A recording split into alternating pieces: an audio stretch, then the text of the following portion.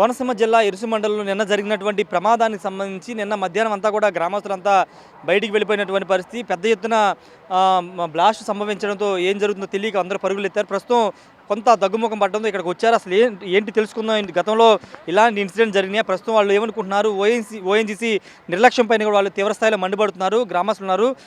ఏంటంటే మీకు ముందస్తుగా సమాచారం ఇచ్చారా లేదా? ఎంత పెద్ద ఎత్తున బ్లాస్ట్ జరిగినప్పుడు కనీసం సమాచారం ఇవ్వాలి. ఓఎన్జీసీ అధికారులు ఏమైనా ఇక్కడికి వచ్చారా? ఏం చెప్తున్నారు?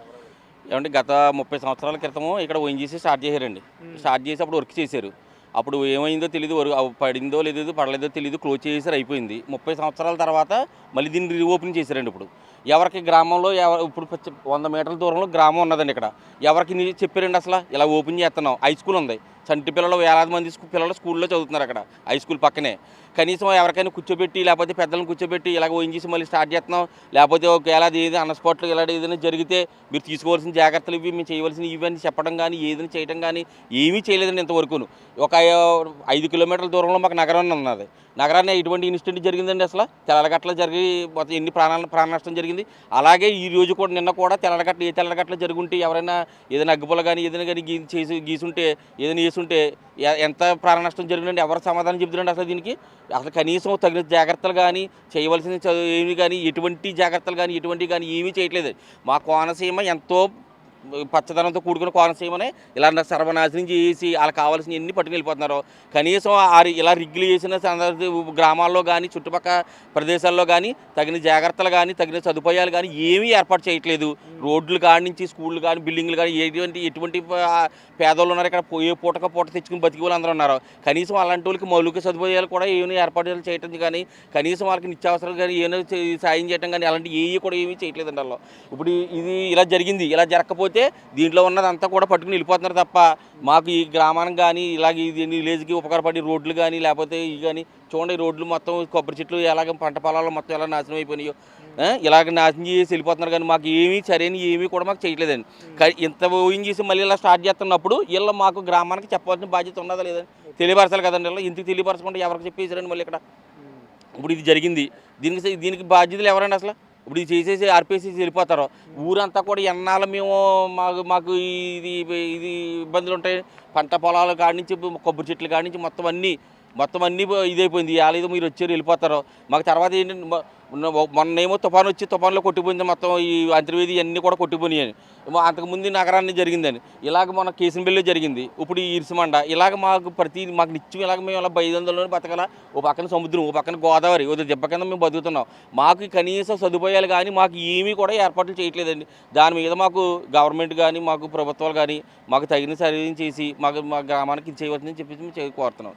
మీరేంటండి అంటే ఓఎన్జీసీ వాళ్ళు ఏమన్నా మాట్లాడారా మీ గ్రామస్తులతో? ఇన్సిడెంట్ జరిగిన తర్వాత వాళ్ళ సిబ్బంది ఏమైనా మాట్లాడారా? ఓఎన్జీసీ వాళ్ళు అదే లేట్గా స్పందించారండి. ఇది లేట్గా స్పందించారు. వాళ్ళే పరుగులు తీశారు కదండి. ఇప్పుడు కొద్ది బ్యాక్ వాళ్ళే లేట్గా స్పందించారు. ఇక్కడ ఏంటంటే మెయిన్ అంటే రాజోలు నియోజకవర్గంలో ప్రతి గ్రామంలో ఇంచుమించుగా గ్రామం పక్కన గ్రామంలో ఓఎన్జీసీ రిగ్గు ఉంది. ఆ రిగ్గుల వల్ల ఎప్పుడైనా ఏ ప్రమాదం రావచ్చు. ఎప్పుడైనా మొత్తం అందరూ నిప్పులు కుంపడి మీద ఉన్నారు. ఆ మాటకు వస్తానండి.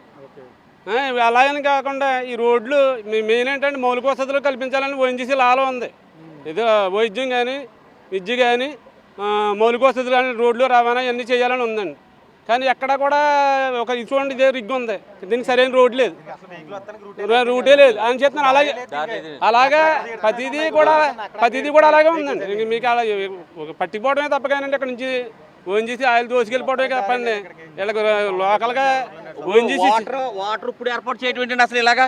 ఇప్పుడు ఇలాంటిది ఏదైనా జరిగితే ఇలా తగిన తీసుకోవాల్సిన చర్యల గురించి కనీస చర్యలు తీసుకోవాలి కదండి. ఇప్పుడు వాళ్ళ పైప్ లైన్ వేసి ఇప్పుడు వాటర్ పెట్టి ఇప్పుడు తడుగుతూ ఏంటంటే అసలు ఇక్కడ దానికి తగ్గట్టుగా ఇక్కడ వాటర్ నిల్వ ఇక్కడ వాటర్ నిల్వ ఏర్పాటు చేసుకోవాలి కదా. ఇలాంటిది ఏదైనా జరిగితే దానికి వెంటనే వాటర్ ఉండాలి, లేకపోతే దానికి లిక్విడ్ ఉండాలి, లేకపోతే దానికి సంబంధించినవి ఉండాలి, దానికి సంబంధించిన రెడీ చేసుకోవాలి కదా. ఏదైనా అసలు ఇక్కడ కనీస సౌకర్యాలు ఏవి ఎలా పడితే అలా వదిలేసి ఇప్పుడు ఏదో పట్టుకొచ్చి ఇప్పుడు అంటిస్తున్నారు. ముందు ఆలోచన ఉండాలా ఉండక్కర్లేదా? ఇది ఏంటండి?